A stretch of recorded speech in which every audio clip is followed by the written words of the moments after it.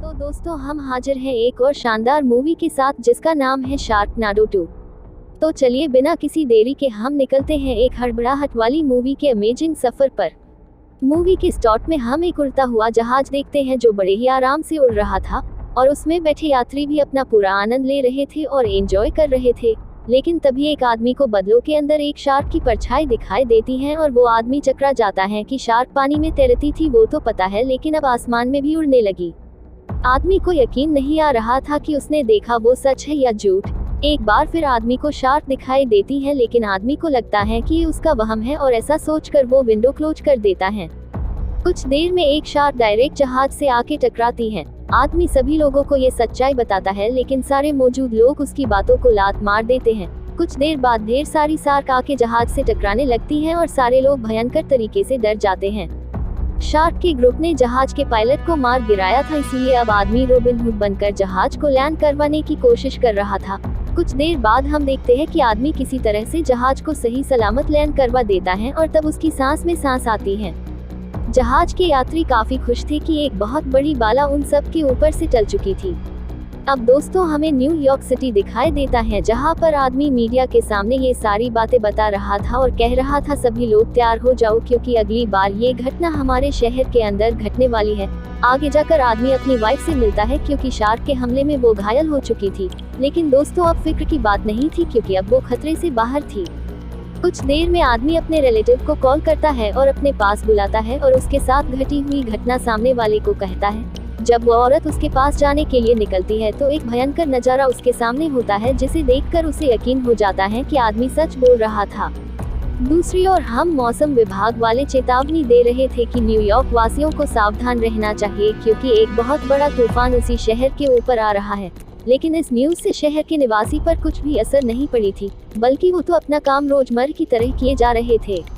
आगे हम देखते हैं कि आदमी का दोस्त जो स्टेडियम में था वो उसे बचाने के लिए गया था कि यहाँ से जल्दी निकलो, लेकिन तभी एक बवंडर आता है और चारों ओर अफरा तफरी मचने लगती है।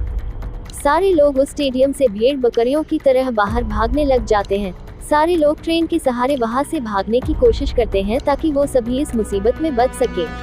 लेकिन दोस्तों कुछ ही देर में आंधी का पानी रेल की पटरियों पर चढ़ जाता है और उस पानी में शार्क का ग्रुप भी तहलका मचाने के लिए उबाले ले रहा होता है।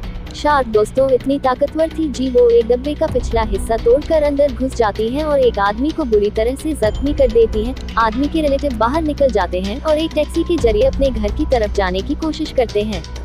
दूसरी ओर हम देखते हैं कि शहर के ऊपर चारों ओर विशालकाय बवंडर मंडरा रहे थे जो पूरे शहर को तबाह करना चाहते थे।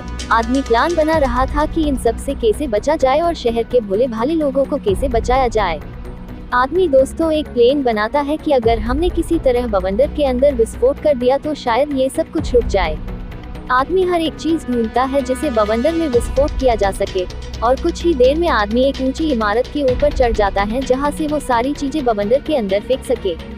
आदमी बॉम्ब को बवंडर के अंदर फेंकता है जिसे बवंडर के अंदर एक धमाकेदार विस्फोट होता है। इन सब से कुछ शार्क तो मर जाती है लेकिन बाकी की शार्कों को कुछ भी नहीं होता। शौकस उल्टा बिल्डिंग के जरिए आदमी के पास जाने की कोशिश कर रही थी। दूसरी ओर शार्क का रहस्य खुल चुका था। सभी को पता चल गया था कि पानी में बवंडर उठा और इसी के चलते बवंडर के जरिए शार्क शहर के ऊपर हमला कर रही थी। क्योंकि दोस्तों बवंडर हवा से नहीं बल्कि पूरा का पूरा पानी से बना हुआ था और इसी वजह से शार्क जिंदा हवा में उड़ रही थी। आदमी दोस्तों एक बड़े से स्टील के टावर का सहारा लेता है और विद्युत पैदा करने की कोशिश करता है क्योंकि उसे पता था कि एनर्जी के सामने बवंडर टिक नहीं पाएगा। और दोस्तों ऐसा ही होता है, आदमी अपनी जान जोखिम में डालकर एनर्जी को बवंडर में भेज देता है जिसकी वजह से बवंडर नाबूद हो जाता है। लेकिन दोस्तों शार्क्स बवंडर के खत्म होते ही शौकस नीचे शहर में गिर चुकी थी और सब पर हमला कर रही थी। लेकिन दोस्तों सारे लोग तैयार थे शार्क्स को खत्म करने के लिए और सारे लोग अपने औजार के साथ अपने बाजू आने वाली शार्क्स को मार देते हैं जिसकी वजह से एक बड़ा खतरा जो न्यूयॉर्क शहर के ऊपर था वो टल जाता है। हालांकि इन सब में पहले कई बेगुनाह लोगों की जान चली गई लेकिन आखिर में एक बड़ा खतरा एक अच्छे आदमी की सूझबूझ से टल जाता है और दोस्तों यहाँ पर मूवी की एंडिंग हो जाती है।